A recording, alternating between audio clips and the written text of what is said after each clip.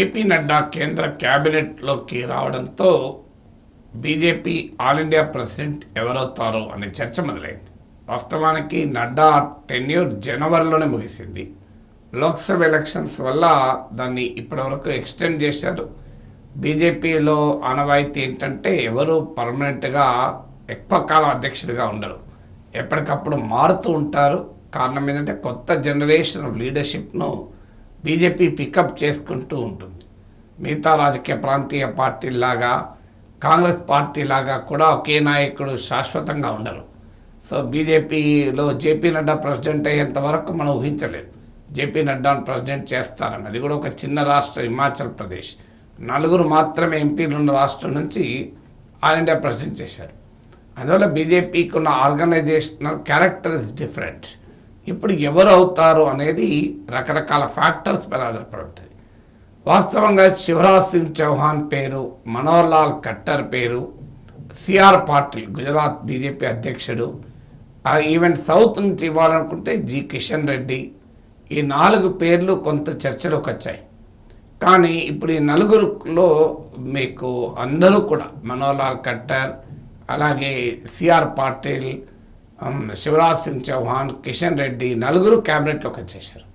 So అందువల్ల వీళ్ళెవరు కూడా బహుశా బీజేపీ అధ్యక్షులు కారు. ఎందుకంటే వెంటనే బీజేపీ అధ్యక్షుడు నియామకం ఉండగా వాళ్ళని క్యాబినెట్లోకి తీసుకోరు. ఇక అనివార్యంగా ఇంకా ఆల్టర్నేటివ్ పైన ఏకాభిప్రాయం రాకపోతే చెప్పలేము, వీళ్ళను రాజీనామా చేయించి అప్పుడు పార్టీ అధ్యక్షుడిగా ఉంచవచ్చు. అయితే ఆ నిబంధన ఏమీ లేదు, కేంద్ర క్యాబినెట్లో ఉండకూడదు పార్టీ అధ్యక్షుడిని. అమిత్ షా క్యాబినెట్లో హోంమంత్రి అయ్యాక కూడా కొంతకాలం అంటే జేపీ నడ్డా ఇంకా ఫుల్గా ఎమర్జ్ కాకముందు అమిత్ షానే ప్రెసిడెంట్గా ఉన్నాడు. ఆ రూల్ ఏమీ లేదు. కానీ సహజంగా పార్టీ అధ్యక్షుడి పదవి కూడా ఫుల్ టైం కనుక, కేంద్ర మంత్రి పదవి ఫుల్ టైం కనుక కేంద్ర ప్రభుత్వంలో ఉండని వారికి పార్టీ అఖిల భారత అధ్యక్ష పదవి ఇస్తారు. సో ఇక అందువల్ల ఎవరికి రావచ్చు, గతంలో అనుకున్నది ఏంటంటే సౌత్ ఇండియాకు రావచ్చు అని. ఎందుకంటే సౌత్ ఇండియాలో పార్టీకి హోప్ పెట్టుకుంటుంది. కానీ ఈసారి రిజల్ట్స్లో సౌత్ ఇండియాలో ఓట్లు పెరిగాయి కానీ సీట్లు పెరగలేదు. సౌత్ ఇండియాలో ఇంకో ఛాలెంజ్ ఏంటంటే ఆ స్థాయిలో నాయకుడు అనేది రకరకాల ఈక్వేషన్స్ కలిసి నాయకుడు దొరకాలి. సౌత్ నుంచి పికప్ చేసుకుంటారు అనుకున్న తర్వాత ఇప్పుడు తాజాగా నార్త్ అండ్ వెస్ట్లో బీజేపీ దెబ్బతిన్నది.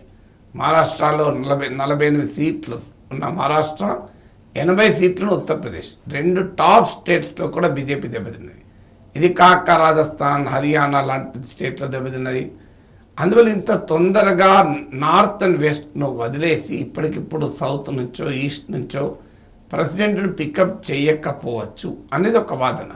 అలా జరిగితే మహారాష్ట్ర మాజీ ముఖ్యమంత్రి ఇటీవల రాజీనామా చేసిన దేవేంద్ర ఫడ్నవీస్ ఒక క్యాండిడేట్ అవుతాడు. ఎందుకంటే నెక్స్ట్ మహారాష్ట్ర ఎన్నికలు ఉన్నాయి. సో మహారాష్ట్ర ఎన్నికలు కూడా ఉన్నందున దేవేంద్ర ఫడ్నవీస్ను పార్టీ ఆల్ ఇండియా ప్రెసిడెంట్ చేస్తే అది కూడా ఒక అడ్వాంటేజ్గా మారవచ్చని. వీరే కాకుండా సునీల్ బన్సల్, వినోద్ తావ్డే, ఓం మాథుర్ ఇలాంటి పేర్లు కూడా వినబడుతున్నాయి. అంటే ముఖ్యంగా తేలాల్సింది మోడీకి అత్యంత సన్నిహితుడు పార్టీ అధ్యక్షుడు అవుతాడా, లేదా ఆర్ఎస్ఎస్ సంఘటన నుంచి వస్తాడా. ఆర్ఎస్ఎస్ సంఘటన నుంచి రావాలంటే బిఎల్ సంతోష్, అటు సౌత్ ఇండియా కన్నడ అతను ఆర్ఎస్ఎస్ సంఘటన కూడా అవుతుంది. లేదు ఇంకొక డైమెన్షన్ ఏంటంటే ఇటీవల దళిత్ ఓటు బీజేపీని కోల్పోయింది. Dalit and OBC vote BJP కొంత కోల్పోయి అది ఇండియా కూటమి వైపు షిఫ్ట్ అయింది. అందువల్ల ఈసారి దళిత్ ఆర్ బీసీని పార్టీ ప్రెసిడెంట్ చేయడం ద్వారా ఆ ఓటు నిలబెట్టుకునే ప్రయత్నం అనేది. అప్పుడు రకరకాల ఫ్యాక్టర్, సామాజిక కోణము, సౌత్ ఇండియా కలిసింది అనుకోండి. డాక్టర్ లక్ష్మణ్ కూడా ఒక క్యాండిడేట్ అవుతాడు. ఎందుకంటే ఆయన బీసీ మోర్చా అధ్యక్షుడు ఆల్రెడీ. సో ఉత్తరప్రదేశ్ నుంచి పార్లమెంట్ సభ్యుడు, Congress parliamentary board, all powerful parliamentary board member. ఊనోస్ డాక్టర్ లక్ష్మణ్ ఒక క్యాండిడేట్ కావచ్చు. అందువల్ల ఇలాంటి పర్మిటేషన్స్ అండ్ కాంబినేషన్స్, ప్రాంతము, సామాజిక వర్గము, ఆ బీజేపీకి ఉన్న రాజకీయ ప్రాధాన్యతలు, ప్రియారిటీస్ కూడా దృష్టిలో పెట్టుకోవాల్సి ఉంటుంది.